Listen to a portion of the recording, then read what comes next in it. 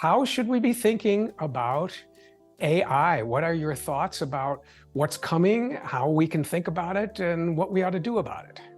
Such a big question. It is. It's so yeah, the scope of AI is it's so massive. It's not even just this simplistic, like this is how we need to, respond to it. It's one of these things that's fundamentally changing just the way that we exist. It's fundamentally changing humanity. All right. Some would say that human history is over. And now the new history is a human and AI history where we're going to be combining forces and the old way is gone. And so what I would say in terms of the proper context for this is, when we think about AI, something is fundamentally radical in the shifts that are going to be happening. It's not coming, it's here. It's going to stay, and it's going to fundamentally change basically all of the assumptions that you have on the way things are supposed to be. Get ready to question those assumptions and be open to different types of perspectives that might challenge that.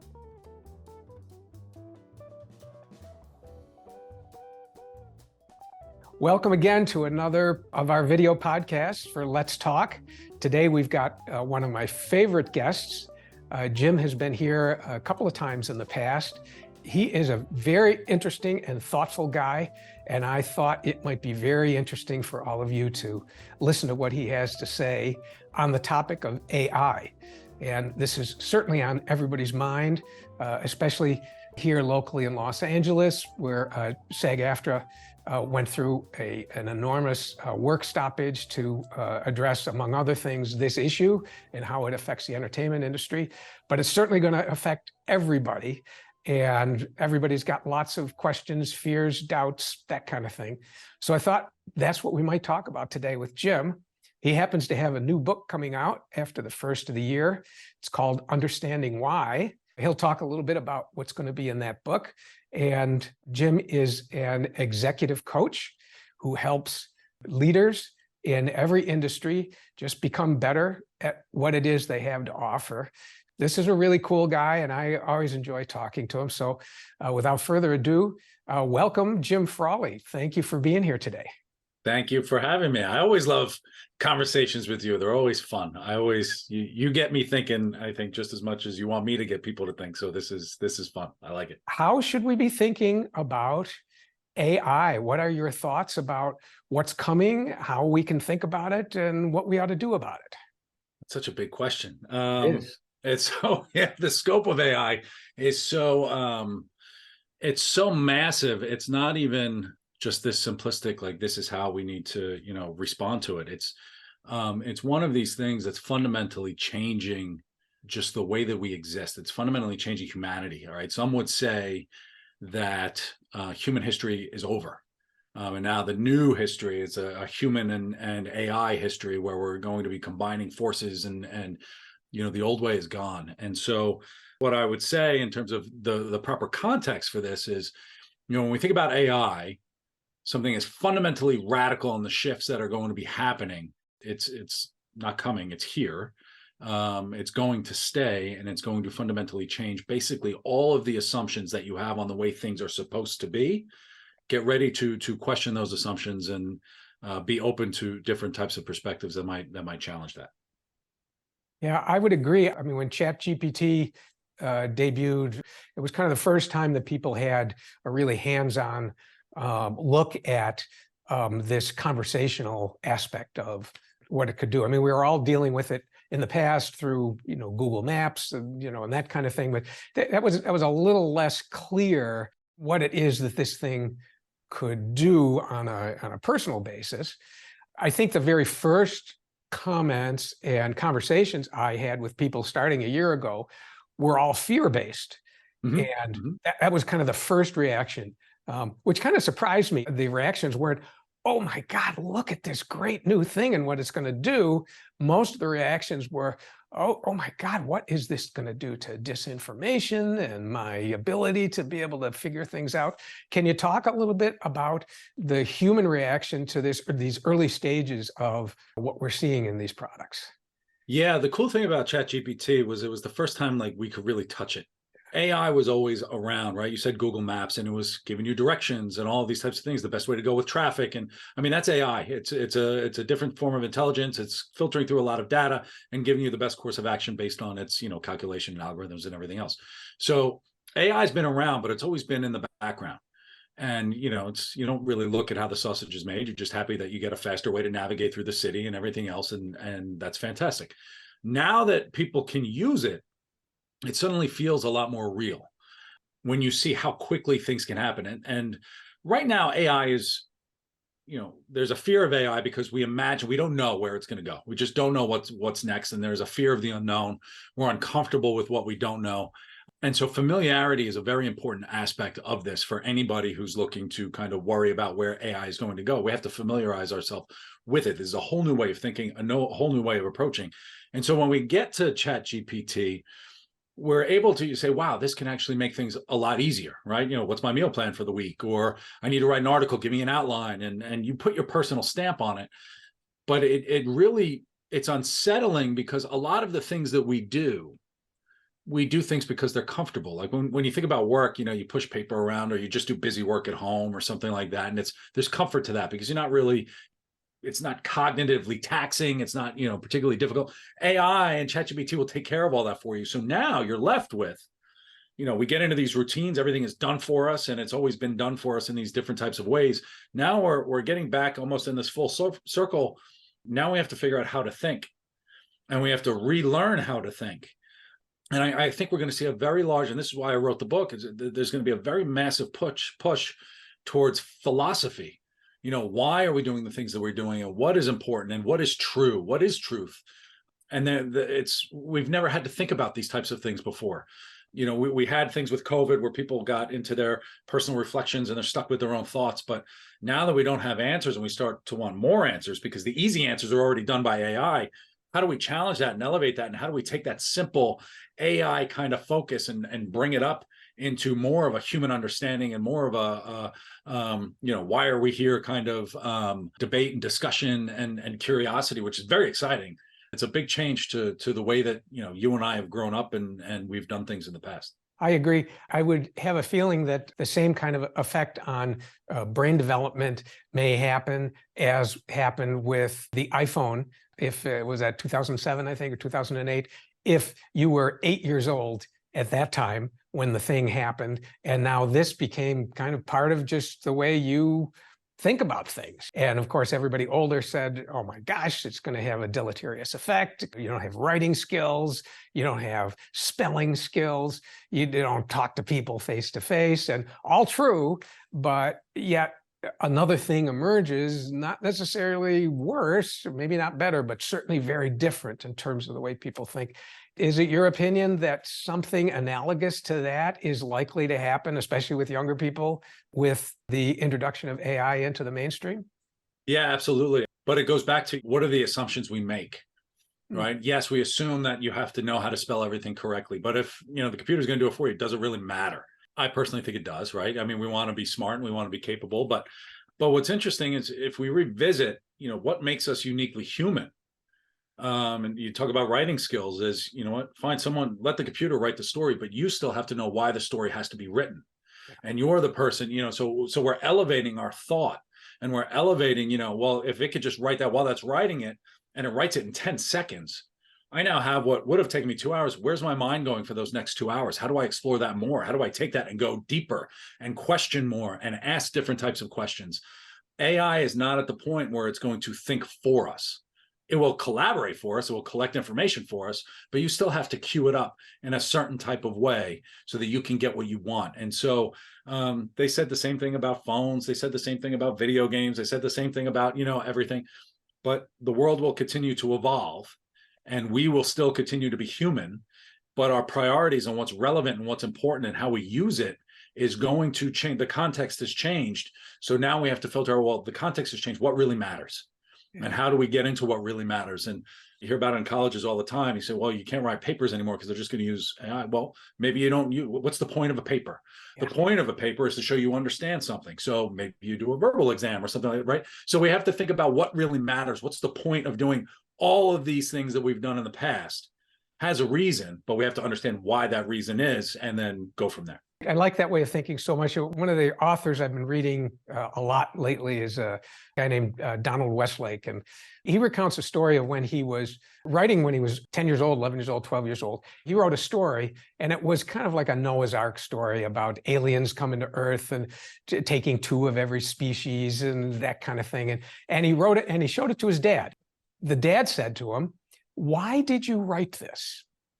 And he was kind of taken back. Well, what do you mean, why did I write it? I wrote it because I want to get published in a magazine. I want to make money. I want to get famous. I wanted to.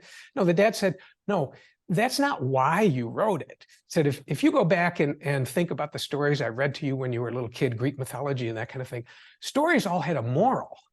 It wasn't about the story. The moral was what was important. So he said to him, "Why did you write this?" He hadn't thought about that. He didn't know what that was. And he said it kind of wrecked the joy of writing for him for a few years, because this little worm in his head was saying, "Well, why am I writing this? What am I getting to?"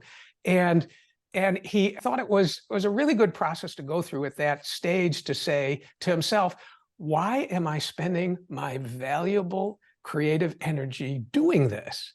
And I think that goes to kind of your point of writing a paper. Like, why are you writing the paper? It's not to write a paper. That's not the reason. Writing the paper is kind of the form currently it takes in order to do this kind of thing. I'm not sure everybody's completely aware of that while they're going through that process. And boy, this is an opportunity with this product that's going to write the paper for you to say, well, okay, the reason is not to write the paper because the robot can write the paper, right? Right. And there's, when we think about creative output, it's such a fundamentally human thing. And I think when I wrote my first book, wasn't to just write a book, even though I always wanted to write a book. I found later that it was more about getting reflective and answering questions for myself. And it was more about, what questions am I asking myself and what questions do I need to answer? And whether it's, with music, whether it's with writing, whether it's with acting, we always have this kind of this need for a creative output. And it's not necessarily just the art. There's a reason we do art. There's a reason we do these things. And generally it's internal. What would happen if I put these two things together, and let's see what makes it, that sounds beautiful, or that reads so nicely. And so we always have to remember, and this even in corporate, right? You said, why are you doing the work you're doing, right? It's this idea of purpose. It's why are we here? What is consciousness? So we can get really philosophical really quick. But we do these creative pursuits because we have this need to go out and do something and create something that we could be proud of. And AI, when you think about it that way, AI is just supplemental to that. It's meant to help you do that and to create more for whatever it is that you're looking to do. Well, I like that because that puts a kind of a quantifier on the fear factor. I'm a jazz musician. I come from a jazz background, and I was a big fan of Miles Davis when I was coming up and studying. I still am, of course, But as jazz was developing in the 50s, it was getting more and more sophisticated, that the guys that were playing were seeking more and more complex harmony to improvise on. And the more complex it was, the more fun it was, the harder it was to do, the more challenging it was, the more it got to your very being of how can I navigate this complex thing. And then Miles comes into a recording session once and he takes away all the harmony and he brings in a tune. It's called So What? It's got 2 chords in it. 2, previous thing at, 100 chords or something like that. And he brings it into these heavyweight guys, John Coltrane, Cannonball Adderley, heavyweight improvisers, and says, you only have 2 chords. That's all you can do. And it was like, again, challenging the assumptions of, well, I thought what we were doing is getting ever more sophisticated, and now you've gone backwards. You've taken it all away. And Miles was brilliant enough to say, the complexity is not the essence of what we're doing here. The essence of what we've got something to say. And if I can pull the rug out from under you guys, and now without all of that foundation that you said, you still got to come up with something brilliant here. And I see a little bit of the emergence of AI in that kind of approach. Yeah, there's, as things get faster and more chaotic and complex, which AI is adding to, right? Because everything happens at speed. There is, I think, this desire, a human desire also for simplicity. And when we think about priorities and what's important, and do we have to go, we can test ourselves physically, but at a certain point, you're as physical as you're going to get. And then we test ourselves mentally and we tax ourselves in these kinds of ways. Sometimes it's just the most simple things. And I just spent a weekend up at Walden Pond for a little like quiet, reflective weekend. So all about simplicity, channeling Thoreau as best I could. And I realized, as we think about AI, and I deal with a lot of clients on this, how do I navigate work, or how do I navigate anything with so much change that I don't know what change it's going to be? We have this indifference on a lot of things, and we have this uncertainty. There are problems and there are circumstances, problems you could solve, circumstances you're responding to. And AI is a circumstance. It's not a problem you're going to solve. And so when you think about, how do I frame and respond? The most simple way to do it is, what do I care about? What are my priorities? And everything goes through that lens to say, all right, I've got my priorities in step. Now, how do I respond to the circumstances that are going on around me, whether it's AI or whatever it is? And so simplicity, I think, is a very important component of navigating all of this AI. Is, you can do everything, but you don't necessarily want to do everything. You don't have to do everything. And so how do you simplify it in a really meaningful way? The fear component of disinformation and deep fakes, and being able to figure out when you're seeing something, is this true? Did this guy really say it? Has it been manufactured? Is it really John Lennon's voice? What do we do about that in terms of how do we think about that? Yeah, it's, what's challenging is everything's been done for us for so long. You see a news article and how many people just jump online and say, well, what am I supposed to think about this? Or you watch the news and you're told what to think about it. And you tune into your Fox News or your MSNBC or whatever, and they tell you what to think about it. A lot of the work is going to be, what is true, but beyond just whether or not a fact is true, it's what do we believe? And there is a lot of the executives I work with, we're working on building almost your belief system. And you cannot believe something and know something at the same time. And so exploring your belief system, I don't think you can have a belief system unless you can understand why somebody would believe something different. And so objectivity and subjectivity are very important. But how do we flex that belief muscle into saying, you know what, we don't know if this is true or not. It's almost irrelevant. Why am I defending something that's just a belief? A belief isn't something that should be defended. It's a moment of curiosity. It's, when I choose to believe this based on the information that I have. And a true and robust belief system is something that's dynamic over time. Your beliefs are going to change over time. And so being curious about asking really good questions, real questions that have no judgment attached to them. All of these are going to be, this is a new skill set that people are going to have to learn. It's part of thinking. It's how do we think and how do we debate and how do we ask questions that are curious about another person's point of view. It's not about being right or wrong. It's about understanding other people's perspectives to inform your belief system so that you can have, most things are not facts. Most things are just beliefs and point of views and everything else. And so how do we establish just this belief system that's based on curiosity that will evolve over time based on the more people that you meet and the more perspectives that you take? Maybe it's okay if the thing that I believed was less than accurate. And can I be okay with, well, I said that last year, but now I'm moving to something else because I'm more informed? Seems to me that maybe AI could serve us in a good way if we adopt that model of the way that we're going to think about the world. AI is going to accelerate what we know at this immense and crazy speed. They just discovered over 1 million new crystals, which is going to have major impact on how solar panels are made. Like everything's related in these wild ways, and the speed of it is so unsettling. We're about to open up whole new levels of connections and information that's going to be very uncomfortable for people because they're holding on to these beliefs as if they're truths, and beliefs are not truths. There are very few truths in the world.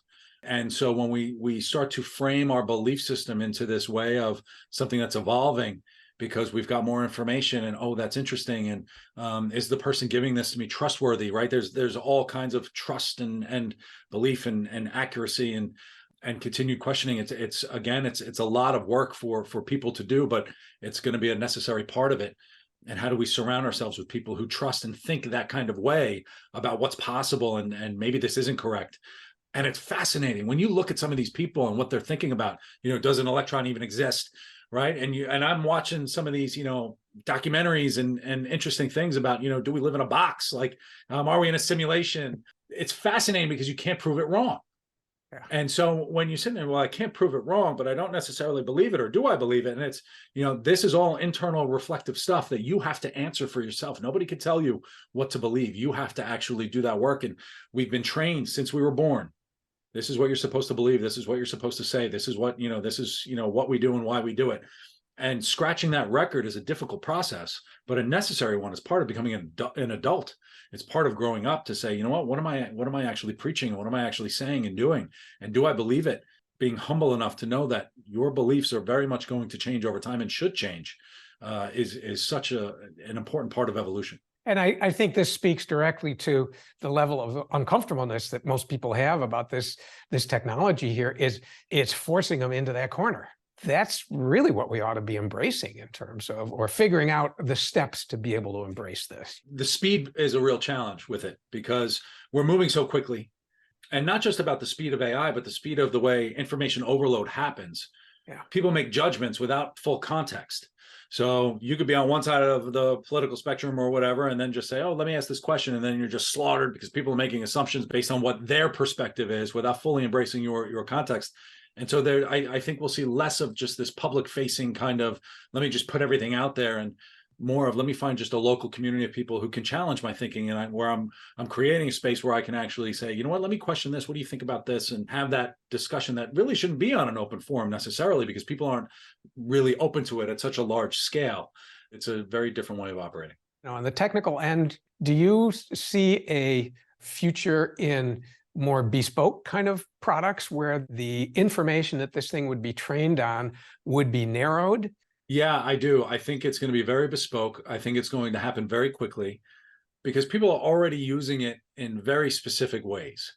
Create an AI to go around and hack everyone's bank account or something like that. And that's all the AI does. 24/7. It just always constantly tries to do that. I think we're going to have, AI is going to be your personal assistant. And it's going to be, I know you want this kind of information, so let me filter.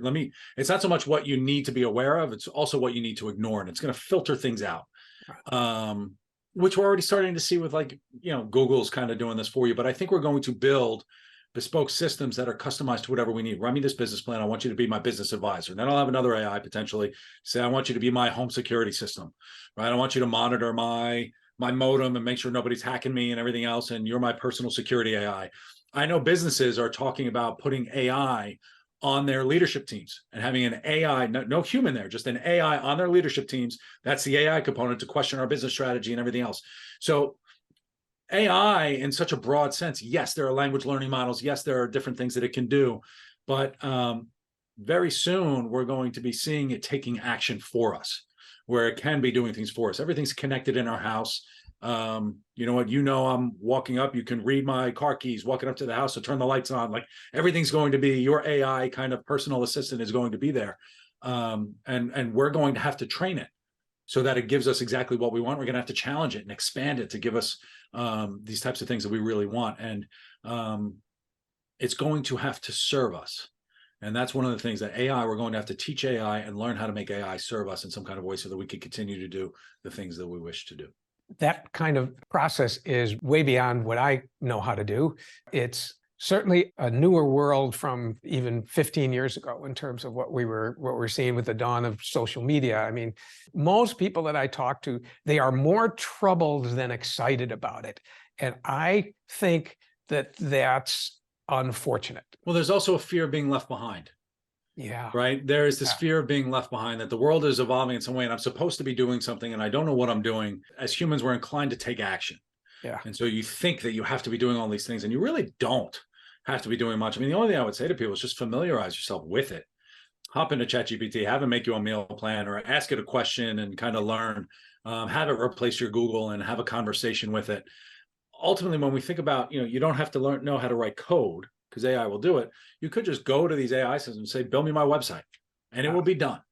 Right. And so it's kind of nice, but you still have to know how to ask the question. You still have to know what you want the system to do and how you want it to serve you. And really, if there's anything that you want to do, I will almost guarantee you there is an AI component to make it easier. and you just have to find it and just do it. I want to take this 30-minute video. I want to turn it into clips. I want to edit this paper. How would you say it better? Give me comments on my speech, right? There are the Udly app. I can upload my speech and it'll come back and give me commentary on it as if a coach had watched it and said, this many filler words and your eye contact and everything else. So it's all there. It is. I find in the little bit of usage that I've done over the past year, one of my reactions to when I ask it to do a task, what I get back is something that's usually pretty good, but I can see that it's full of holes. This is a good thing because it says, that's what's wrong with this. And it stimulates my brain to say, okay, now what I have that it doesn't have is the ability to say, I know that's what I asked you, but you know what, that's really not what I really was asking. And now I'm a little clear on what I'm asking. And it's a good reminder that your perspective is what's so valuable. You know, when I was writing the TED Talk, I wrote it and it wasn't where I wanted it to be. So I used ChatGPT and said, write me a TED Talk on how to prepare for change when you don't know what change is coming. And it wrote up, you know, it wasn't anything I would use. But as I read it, I was like, you know what, I should touch on that point. I should touch on that point. I should touch on that point. And you take that out and you say, all right, this is my perspective on this. This is my perspective on this. This is my perspective on this. We operate in such a narrow vision sometimes that it expands that vision a little bit and say, you know what, let me piece this together in a different kind of way. I like this flow or I like this thought, but my perspective is what's valuable. That's what makes you interesting. You can use AI to kind of help you form these different ideas and different perspectives. Charlie Munger of Berkshire Hathaway passed away recently. And this is a guy, I mean, I think he was born in 1924 or 25 or something, you know, way before any technology. But, you know, he was thinking in these terms of, you know, don't accept everything that's accepted and said all the time. And a strong enough guy to be able to say that. And the fundamentals are always going to be there. Yeah. Right. And I think that's what Charlie Munger and Warren Buffett are always, you know, they didn't get involved in technology because they didn't understand it, but they understand the Coca-Cola business. Like they were always kind of that way. And a business will always run, right? You've got revenue, you've got expenses, you've got all of these types of things. And there are fundamental things when you're looking at investing or anything else. Everything else is almost just a distraction. Yeah. Right. And most change is just a distraction. And it's what's important to focus on is what's important to remember. And just as important in that is what's so important to ignore. And we could cut this out. And once you find your system, you're able to navigate a little bit more easily. Let's talk a little bit about your book, Jim. When is this going to be available, first of all? I'm shooting for the first quarter. If I can finally get, you know, everything edited and done in the right, certainly before March. Tell us a little bit about what we can expect in the book. It's almost a framework. Well, it's not almost. It is a framework on building your particular belief system or philosophy. And so it was really born out of a lot of the executives I work with talk about leadership. They talk about all these theoretical things, but there's no real meat to it, right? We're told how to be a leader. We're told how to do these things, but we don't really know why. When we're dealing with things like AI, we're dealing with such crazy levels of change. What gives us an anchor, what gives us comfort is having a belief system in place. So right, when you have a belief system in place, you recognize where you fit and how it can evolve. And it's almost like flowing like water, because most things are just circumstances that you're responding to, and beliefs are going to change. And your priorities, you know, find your priorities and ask yourself the 5 whys. And why is that a priority? Why is that a priority? And this is meant to put you through that through a series of prompts. We'll go through each week of the year and we'll give you different types of prompts that you can ask to help you form almost a personal philosophy or belief system that will help you as you're leading a team or as you're interacting with your community or anything else. And there's plenty of philosophy books out there. But what I found in a lot of the philosophy books I've read is this is what the Stoics thought, or this is what here's some Toltec wisdom, or here's this. It's more of a report out of the way that they thought, and you're meant to internalize it. So why not ask you questions that will help you formulate this thought to put you on that similar type of path? It sounds fascinating. And do you have any final wrap-up thoughts on the topic of AI and how our viewers can better embrace what's coming here? Years ago, I read an article. This was like 15 years ago about AI. The guy's name was Werner Vinge, who said, we are on the precipice of change similar to the evolution of life on Earth. I can't understate how massive this is going to be. But at the same time, everyone's going to be fine. What I would say is just familiarize yourself with it, embrace it. It's here to stay. It's going to change everything, but you're going to be okay. Those are great thoughts, Jim. I'm sure we're going to be talking more about this in the coming year. I look forward to continued conversations as more of these products come out and the specifics of them, and we get our hands on them, and maybe we'll have more questions and that kind of thing. It's going to be fun. Thanks, Jim. We really appreciate you taking the time to chat. It's always a pleasure to hear your point of view on things. Perspective is everything, right? I mean, your value is your perspective. That's true. Well, thanks, Jim. It's always a pleasure to chat. Thank you so much. I love it. I look forward to our next one. And for those of you watching, thanks again for taking the time. We hope you've enjoyed what Jim has to say, and we look forward to seeing you again. We've got some other great guests lined up, and we hope you'll tune in to our future episodes, and we'll be sure to let you know when they are. So thanks again. I'm Tom Rizzo, founder and managing director of Plectrum Advisors, a wealth management firm based in Los Angeles. Thanks again for watching, and we'll see you soon.